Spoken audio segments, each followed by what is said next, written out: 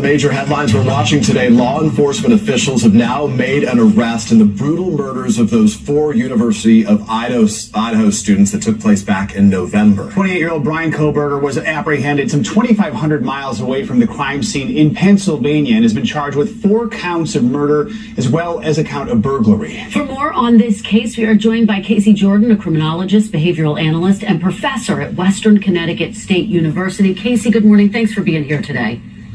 Okay.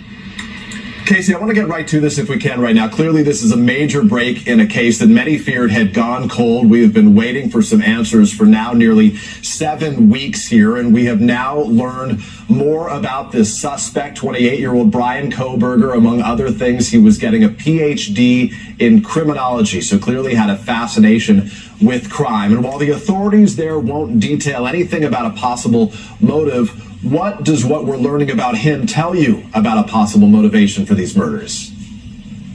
So I wasn't surprised at all to find out that he was studying criminology, and his fellow students say he had an interest in forensic psychology. I mean, it's really disheartening to people who work in criminology, but very often we have seen with killers of this nature and serial killers, we don't know if he would have committed this crime again or if he's done it in the past, but they can be, if you will, groupies of criminology with encyclopedic knowledge of crimes, doing case study after case study and wanting to become experts. His fellow students in that PhD program said that he was awkward, he would be quiet and give them long stares. But the biggest thing is that he wanted to be an expert on everything. He would over-explain everything, almost imposter syndrome, wanted to be super academic. But they turned to class after these murders happened, and that he was extremely animated, perhaps even manic.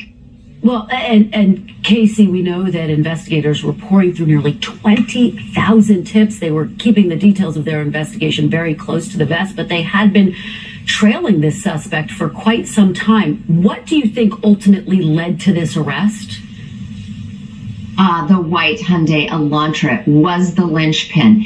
It was, again, some footage from a doorbell camera or some security footage camera on a residence on a side street that they were able to track down to that very specific time frame when cars would be passing through around 4 o'clock in the morning. And there are many cars passing around at 4 o'clock in the morning.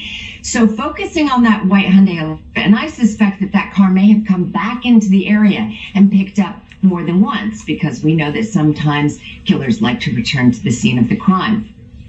Find the Hyundai Elantra that belongs to a student in the area, and again, the profile would have been for somebody 18 to 28, a male who lived in the area. I don't believe he knew those students, but once they had the Hyundai, and then they were able to do familial DNA from DNA found at the crime scene, find perhaps distant relatives of the current suspect, use that profile to figure out who would be their number one person of interest. Follow him, of course, to Pennsylvania, perhaps a discarded tissue or water bottle, check the DNA of that person, and then effect the arrest warrant. Well, we will continue to track the details of this truly horrifying case. Casey Jordan, thank you so much. Obviously, the families, that community is still in grief, but this is one step that is welcome from those family members.